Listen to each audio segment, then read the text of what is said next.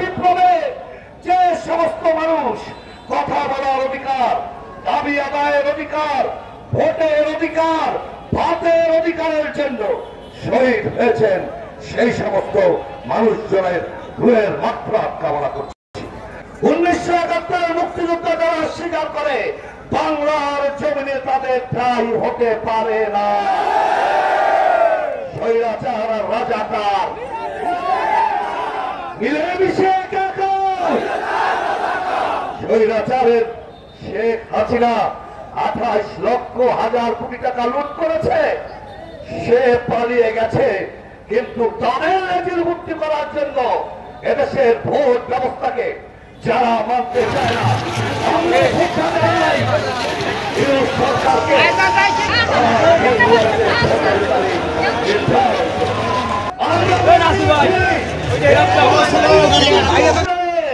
বাংলার জমিনে কোনো কিছু আর মানা হবে না। মনে রাখবেন, 31 দফা বাস্তবায়ন করতে হলে আপনাদের ঘরে ঘরে যেতে হবে। আজকে ফ্যাসিস্ট বিদায় হয়েছে, কিন্তু তাদের প্রতাপটা দেশ থেকে বিদায় হয় নাই। আজকে প্রমাণ করতে হবে প্রবাসীকে বিগত দিনে এই যে মার্কা কি, মার্কা কি, মার্কা কি, খালেদা জিয়ার মার্কা কি, তারেক রহমানের মার্কা কি, আরে ভাই জিয়াউর রহমানের মার্কা কি। আমাদের সাথে কোন কার রাজনৈতিক ঐক্য নাই, নাই, নাই, নাই। সুযোগ পেয়ে রাজাকার আর স্বৈরাচার আমাদের নেতা তারেক রহমান সম্পর্কে কটূক্তি করেছে, জিয়াউর রহমান সম্পর্কে কটূক্তি করেছে। দাঁত ভাঙা জবাব দিতে পারতাম, কিন্তু তারেক রহমান স্পষ্ট উচ্চারণ করেছে, বাংলার জমিনে হানাহানির রাজনীতি মানুষ চায় না। বাংলার জমিনে আজকে 1.5 বছরে 1 কোটি মানুষকে চাকরি দেওয়ার রাজনীতি 31 দফায় উল্লেখ করেছে, সেই রাজনীতি মানুষ চায়।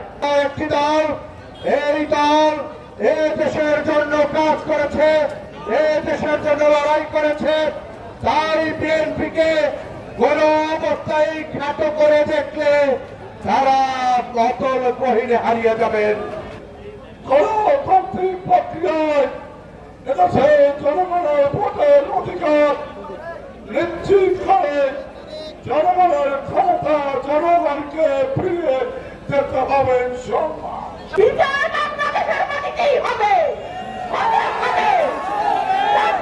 নির্বাচন বেঁচে থাকবে না, নির্বাচনকে বাধা দিয়ে রাখা যাবে না।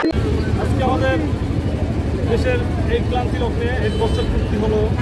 আজকে এই বিজয় মিছিল আমাদের সমগ্র জাতির জন্য বিজয়। এই বিজয় আমাদের শুধু একার না, সমগ্র বিশ্ব আজকে দেখতেছে। আজকে মানচিত্র, বাংলাদেশের মানচিত্র আবার সুন্দর করে আবার প্রতিষ্ঠিত হয়েছে।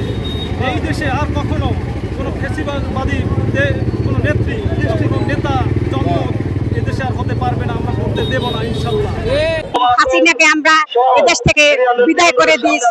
স্বৈরাচারী হাসিনা এদেশ থেকে পালিয়েছে। আমাদের ছেলেরা, আমাদের ছাত্ররা আমাদের দেশ স্বাধীন করছে। আজ তার র্যালি আমরা ঈদের মতো আমেজ করতে আছি, ঈদের মতো ফুর্তি করতে আছি। আমাদের দেশ স্বাধীন হয়েছে, আবার স্বাধীন হয়েছে।